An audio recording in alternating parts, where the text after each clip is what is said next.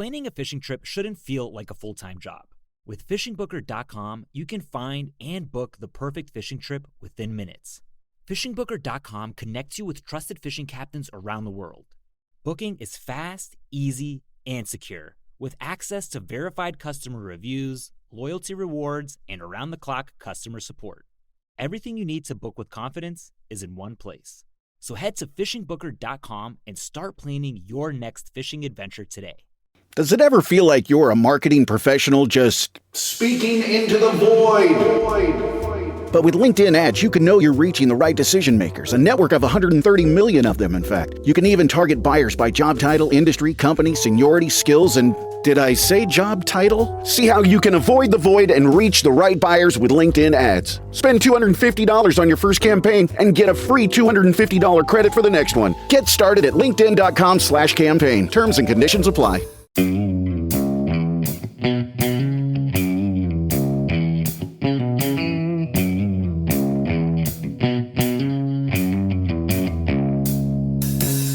All right, welcome back to the Survival and Basic Badass Podcast, Kevin and Chuck. Today, we're going to talk about famines. It seems always whenever wars happen, famine seems to follow. That seems to be one of the, hand in hand kind of thing. They talk about in Revelation, the four horsemen of the apocalypse or something. They always say famine, war, and death always come together, right? And that doesn't sound good. It doesn't sound like happy times. And I guess there's a lot of things that could cause famines, and kind of want to dig into that, but I also want to dig into how bad it can really get and how bad, some of these. But what I will point out is it isn't like plants just magically stop growing.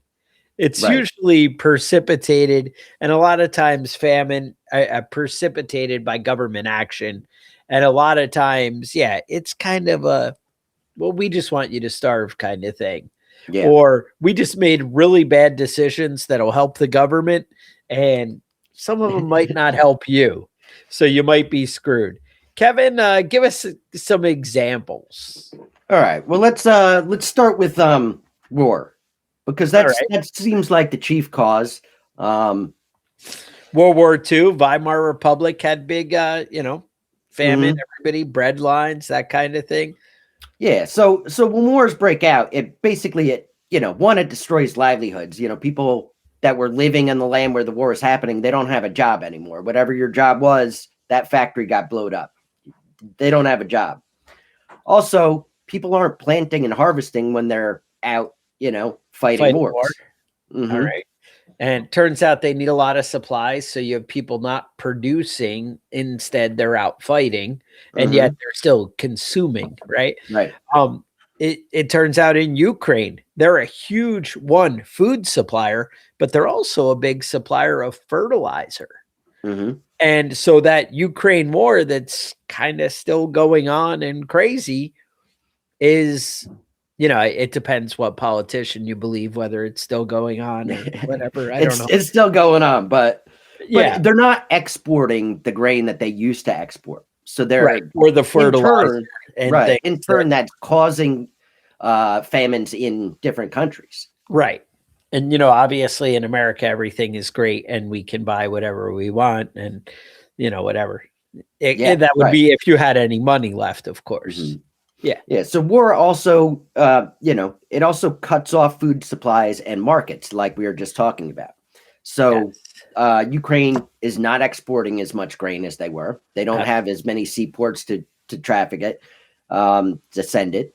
There's a civil war going on in the Congo, which hypothetically could grow its own food enough to supply everybody, but all their crops are getting burned and everybody's killing each other rather than, trying to work together. So everybody's starving to death because Actually, so one of the stats I have with the Russian Ukraine conflict is 22 million metric tons of grain have been disrupted. Now, I don't know what 22 million metric tons means to the grain supply of the world. So I don't know that that really helps me, but it sounds like it a big seems like a lot. Sounds It seems like a lot.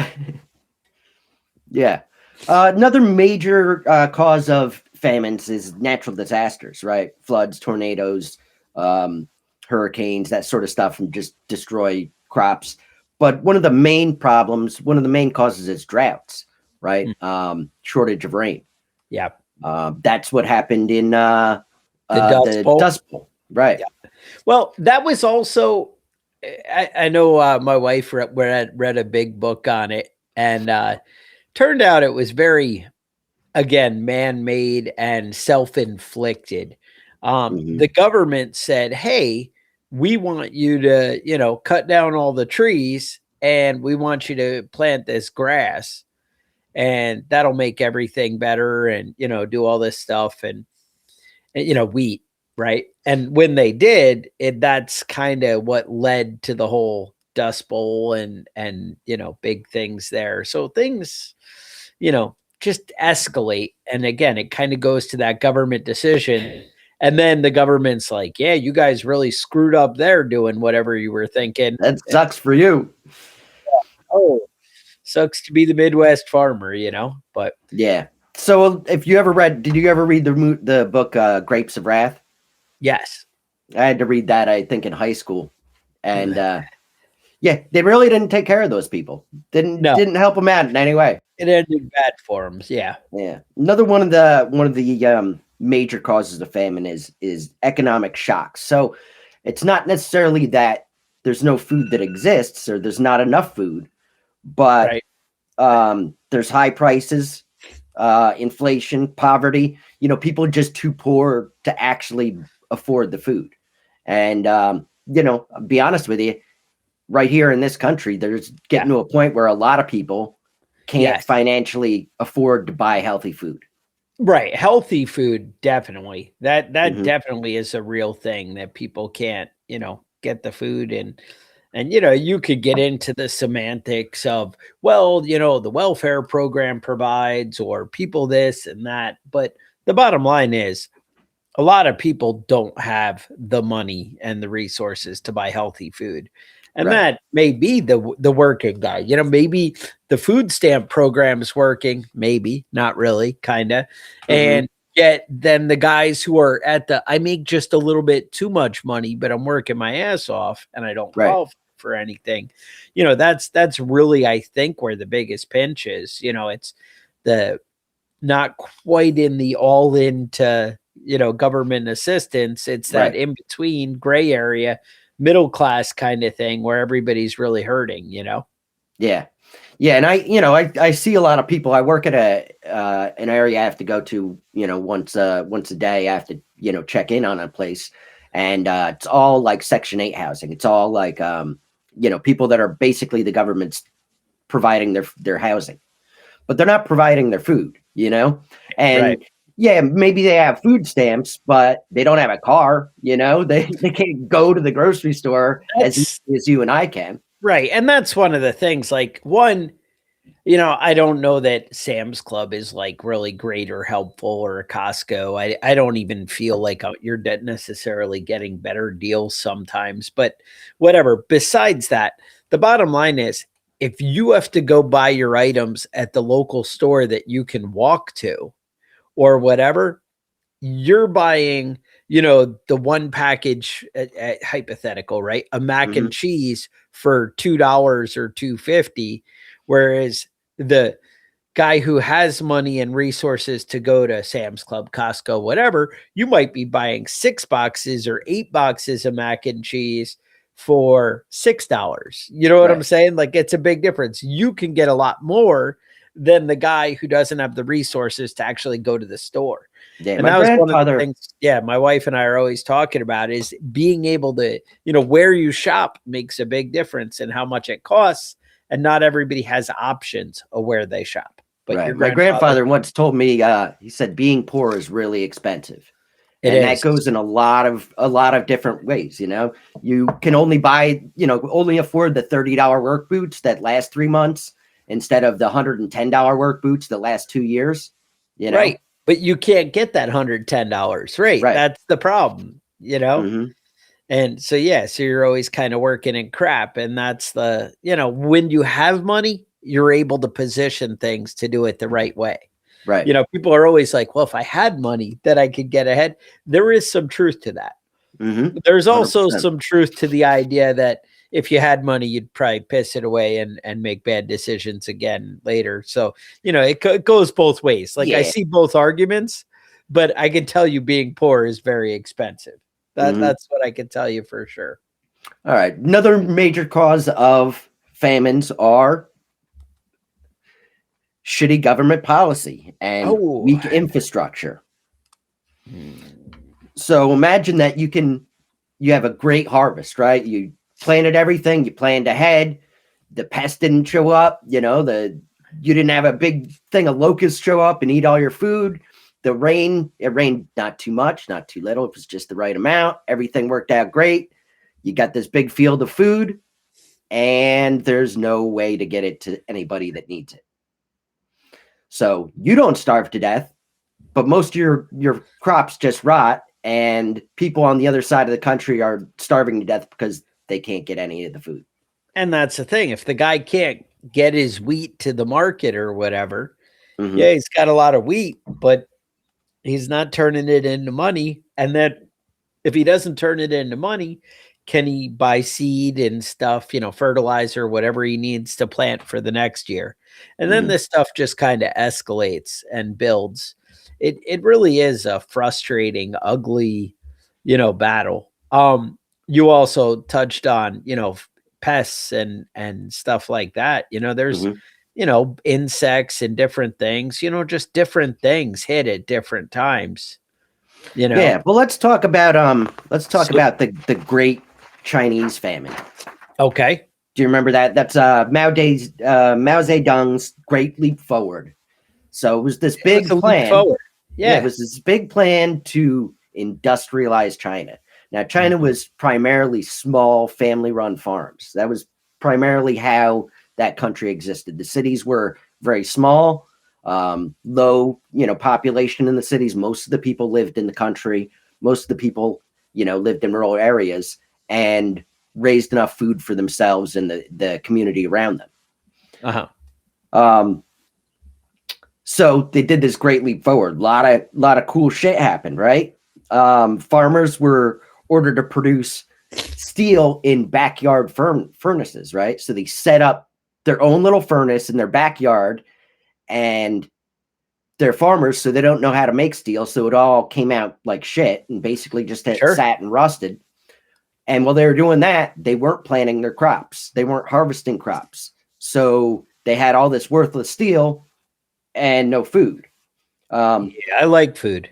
They were using poor agricultural techniques. They were plowing too deep. You know what I mean? Have you ever heard about that? You're disrupting the biome of the soil Oh. too deep, for what you need to grow to plant. There was this is the greatest famine in history. The 30 million people starved to death. One of the things of the Great Leap Forward was they would all go outside every day and bang pots and pans. So any birds that landed, they would take off again. And Yeah. eventually these birds were just falling out of the sky from exhaustion, and then they run over and like stomp on them and shit. It's kind of nasty. Birds. Right. Yeah. So sparrows were, eating a lot of the crops, and hypothetically, if you get all the sparrows taken care of, done. But sparrows also eat insects. Oh. And so there was massive bug infestations in the crops, and completely destroyed a lot of these fields of crops, and ended up just, it's all gone now because the sparrows weren't eating the bugs, and now you killed all the sparrows and you didn't kill all the bugs, so you got the other problem now. And they had to export large amounts of grain to pay off their debt to the Soviet Union.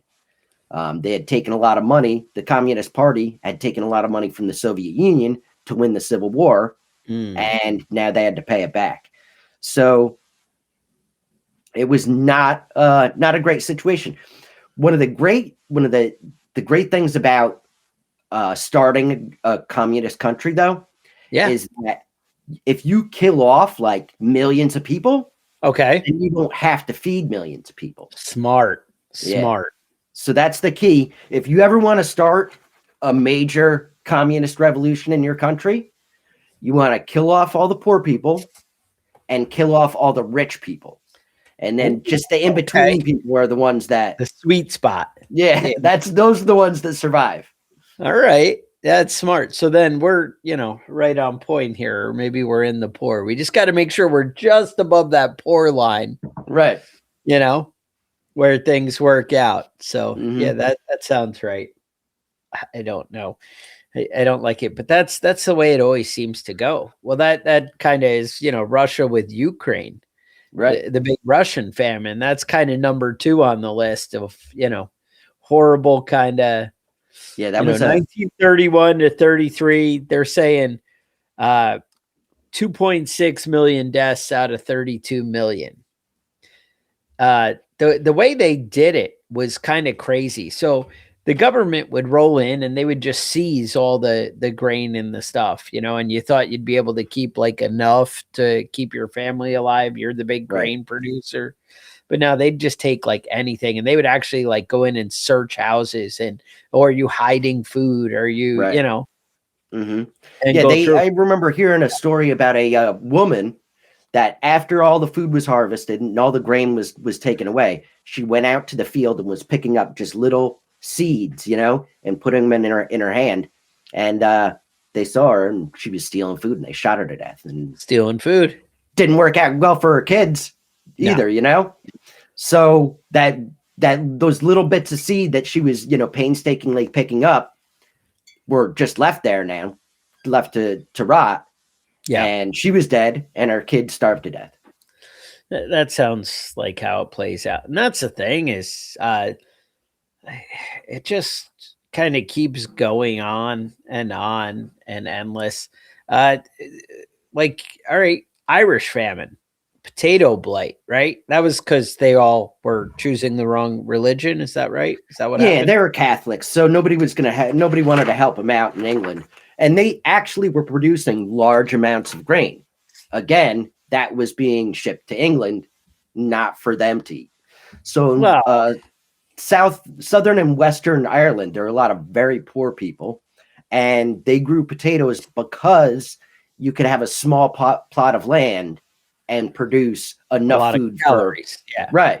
Right. So when those potato plants all got sick and died, there was nothing left. These were already poor people, subsistence farmers, and there was now no subsistence. And that was food that was all the other food that was grown in Ireland was shipped out of the country. Right. And that's the thing. I mean, they really did like turn on those people, but we were talking, and one of the ways that they got out of it is everybody just left. You either die of starvation or you leave. And then they were like, oh, look, now there's enough food left. The trick is to get them to plant the food first. Right. And then leave. Mm-hmm. But, it's not easy. No. And you'll see like a common thread here is that a lot of these famines they're not necessarily caused by the government, but the government doesn't help out in any way. They make poor decisions, or they just decide not to even do anything about it. And honestly, if you're an English person in the 1860s, you probably think the world's a better place with dead Irish people. And then Ethiopia, same thing, around 1984, 85. If you grew up when I did, we saw a lot of commercials on the TV about the starving kids in Ethiopia. Mm-hmm. It just, it's kind of an endless cycle, though. But that's the thing is, you would think in the modern world, right, that and I got to say, even in the 1930s, it's still a pretty established modern world. We had a lot of sophistication. I know, we think, oh, the internet and the things we have now, but we still, as far as production and stuff, we had stuff tractors, going on. trains, yeah, we were trucks. moving, right? Yeah. Ships, planes, we were making things happen, and it wasn't enough. Another thing that always kind of concerns me is like GMOs and the different fertilizer options that we're doing.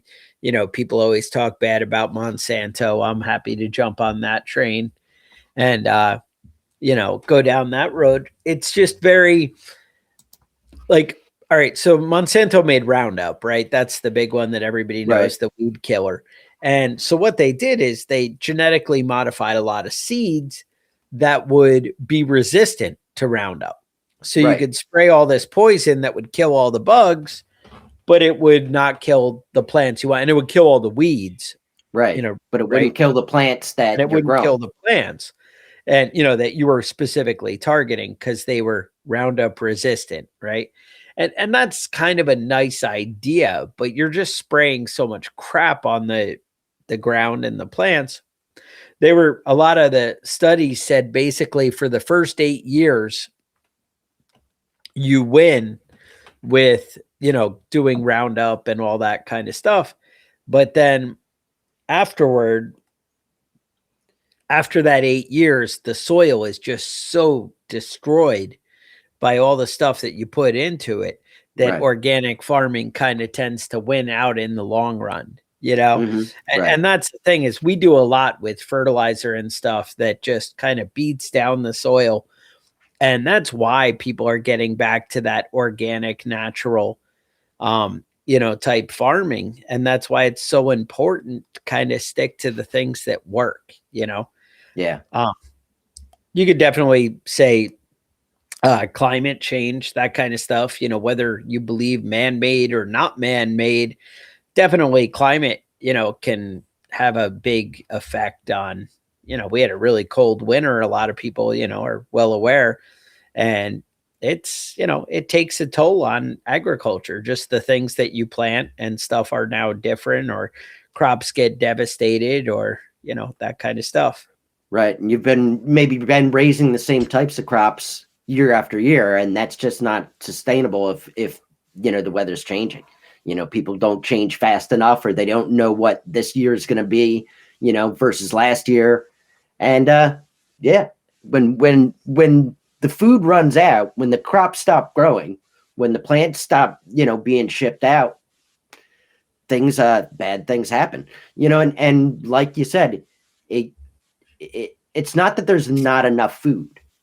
It's just not available. It's not cheap enough to actually be able to afford the food that's left.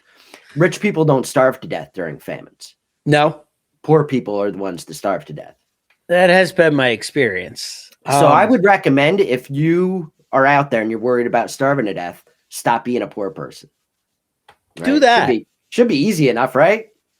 Like, just pull yourself up by your bootstraps, which, I know that's literally impossible, and it's just a made up thing that people say. So maybe, Kevin, maybe we're all just fucked. You could do 70 hours a week. I know you're thinking I work pretty hard at 60 hours a week, but you can do 70. You do 70. Maybe you bump that up to 80, You're still getting your 8 hours of sleep. The trick is you just have to sleep faster, Yeah, do that. Right. If you just cut out a little of that sleep time, you'd be all right. So what do we do? What's practical? Now, Kevin obviously says that we should just not be poor. That's a good start. Right. So start there. But then, all right, let's start, maybe buy some extra of the staples, right? The rice, the beans, oats, pasta, flour, canned meat, cooking oil, salt, sugar, that kind of stuff. Let's set that aside. Now, the trick is, though, to set it aside where the mice aren't going to eat it. Right. Right. They always talk about like the Mylar bags and, the freezer bag stuff you can do, or the vacuum sealer, right? That kind of stuff. I put stuff in 5-gallon Lowe's buckets, right? And I put the lid on there. Now, again, these are all packed and nice, inside than in the Lowe's bucket. But the Lowe's bucket keeps the, the things from like the mice from getting in there and chewing through. That's something to think about. I've got a one of those big Rubbermaid bins that I keep the duck food in. Rats get right through that, man. I can't keep them out of the duck food, out of the food for the animals, Yeah. But, no, it's funny. I have to get a better cat. There you go. The trick. I also talk to people and, they're like, obviously we know when we go to the grocery store, meat is one of the hardest things to buy. And it just ends up being the expensive part of the budget. Right. Right. You kind of double your grocery bill if you buy a significant amount of meat, which is where we get a lot of our nutrition. And it's all relative, right? So obviously maybe I'm buying too many sandwiches, but it could be better quality. I could be eating better stuff that would fill me up and that would be good. So I was talking to somebody and they were talking about, how your freezer's empty and nobody has anything and, times are hard. And I was like, gee, my freezer's overflowing. But I started thinking about what's in my freezer. And I'm talking about meat and it's rabbits. It's a turkey. Actually, I have 3 turkeys. I have like 5 rabbits. And we were going through the list and they were like, oh my God, you have so much meat. And it's like, and like a full deer, in there. It's from several deer, but it equals out to a full deer. And they're like, oh, you have all that meat in there. But you'll notice that everything there came off my land. You know what I'm saying? I didn't go to the grocery store to do it. Now we could talk about how much feed is and stuff like that, but I didn't feed the deer. And, a lot of guys are bagging turkeys that they didn't feed those turkeys. And, things like that. You need to, and the rabbits, those wild turkeys, though, right? Those wild turkeys taste like shit. They're tough as hell. Kevin, I don't like. You can really only eat the breast of a wild turkey. They're terrible. Kevin, it's all a skill. You need to get one of those like Duck Commander cookbooks, and then all right, and then I'll be able to make it where it doesn't taste dry and tough.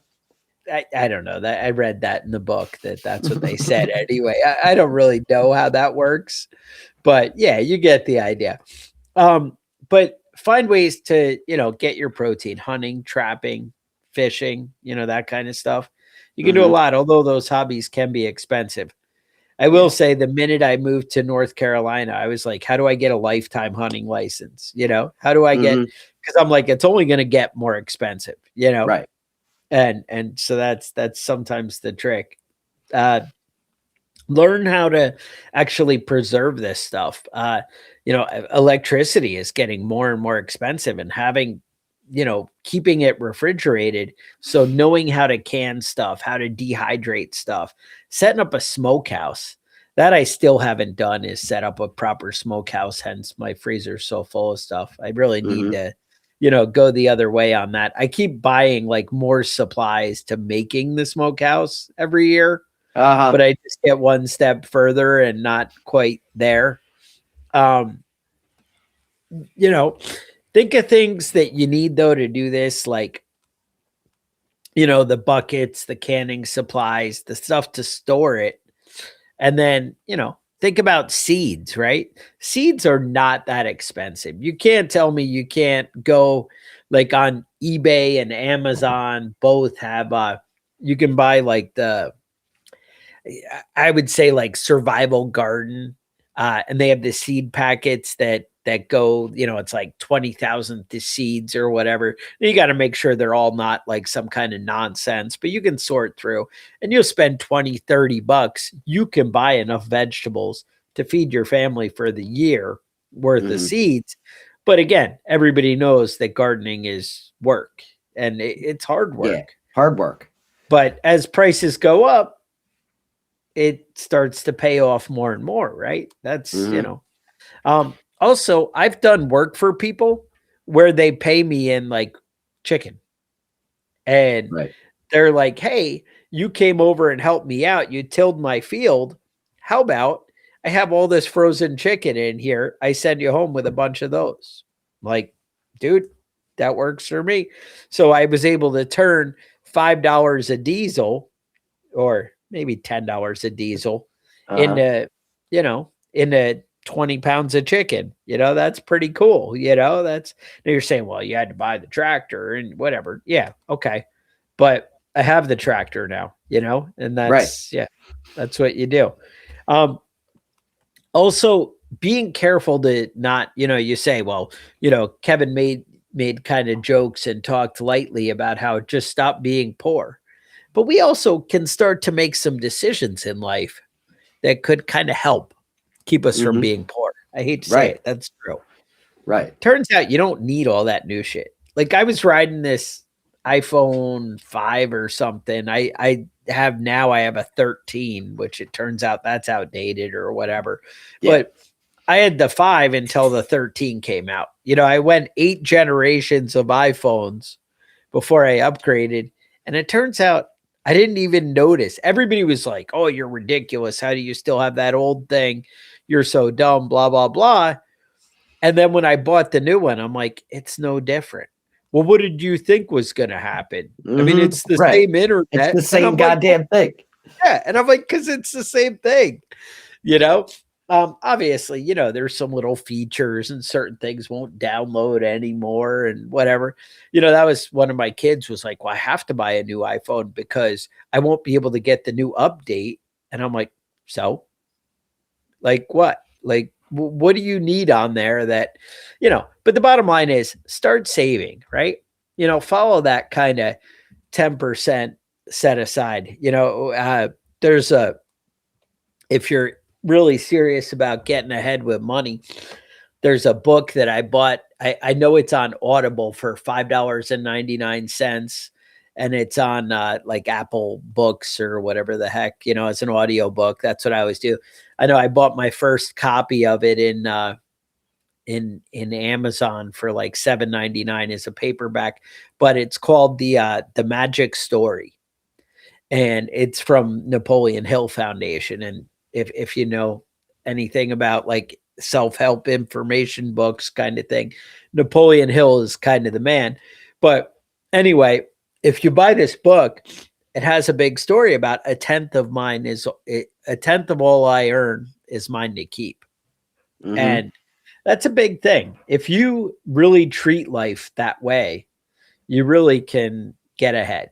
It takes time, it takes patience, but it turns out you don't need fancy things. Turns out I still drive like crappy old cars. And that's not because my financial decisions didn't work.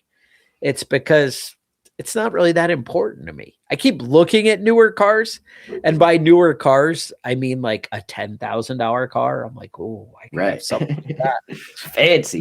Not, I could walk out and buy a $70,000 car, but I would be crying about the payments, and I would be crying about, and it's funny because I get some feedback from friends, and they're like, yeah, but that's because you know how to fix things that you can drive your crappy old car. Well, it turns out, Kevin, people with new cars, they still have to get their car fixed. Is that right? Mm-hmm. Yeah. That's what you're hearing? Yeah. You can start learning how to fix old cars by changing your own oil. That's the trick. Yeah. My mechanic says it's the lifeblood of the car, but I got to say, I go a long time with my without changing the oil, and it still seems to work.